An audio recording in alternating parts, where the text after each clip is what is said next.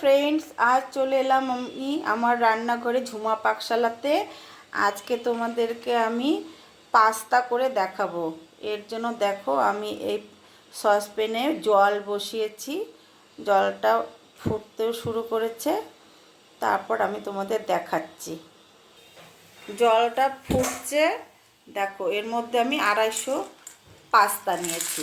এবার পাস্তাগুলো আমি ফুটন্ত জলে দিয়ে দিলাম, দিয়ে এবার আমি একটু নুন দিয়ে দিচ্ছি। নুন দিয়ে সেদ্ধ করে নেব।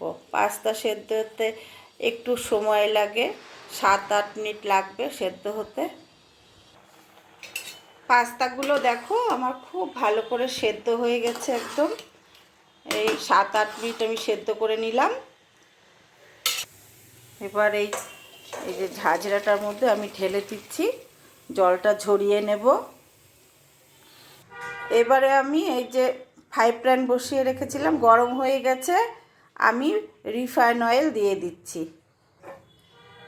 তেল গরম হয়ে গেছে, আমি আগে কফিগুলো তেলে দিয়ে দিলাম, তেলে দিয়ে ভেজে নেব। কফিগুলো বেশ ভাজা হয়ে গেছে। এবারে আমি এই যে ক্যাপসিকাম দেখো এভাবে চৌকো চৌকো করে কেটে নিয়েছি, একটু বড় বড় পিসি করেছি, ক্যাপসিকামগুলো দিয়ে দিলাম। ক্যাপসিকামটা আমি এই 1 মিনিটের মতন একটু নাড়াচাড়া করে নেব কফির সাথে। 1 মিনিটের মতন আমি নাড়াচাড়া করে নিলাম ক্যাপসিকামগুলো। আর প্রথমে দিয়ে দিচ্ছি আমি এই ছোটো চামচের 1 চামচ রসুন বাটা, আর দেব এই 1 চামচ আদা বাটা, আর দিচ্ছি এই 1 চামচ আর 2 চামচ লঙ্কা বাটা, 2 চামচ লঙ্কা বাটা আমি দিয়ে দিলাম। মানে পাস্তা সেদ্ধ করা জলটা আমি এর মধ্যে দিয়ে দিচ্ছি।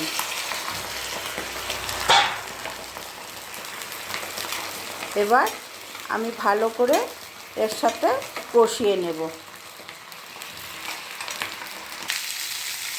পাস্তা সেদ্ধ করা জল দিয়ে কিন্তু আমার কষানো হয়ে গেছে, আর ফুলকপি আর ক্যাপসিকামটা কিন্তু অনেকটাই নরম হয়ে গেছে, কারণ এগুলো গলে যাবে না, এরকম একটু গোটা গোটা থাকবে।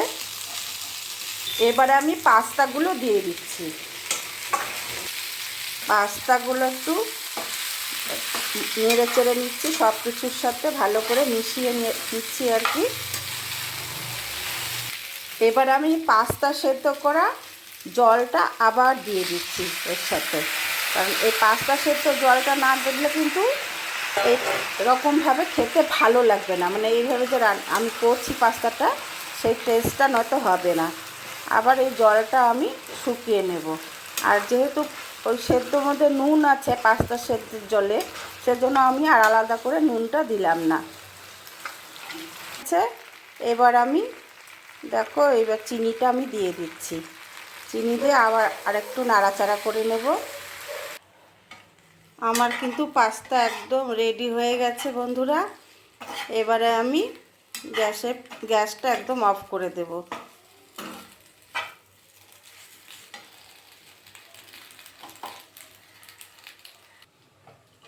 এবারে আমি নামিয়ে দিচ্ছি, এই থালাটার মধ্যে ঢেলে দিচ্ছি।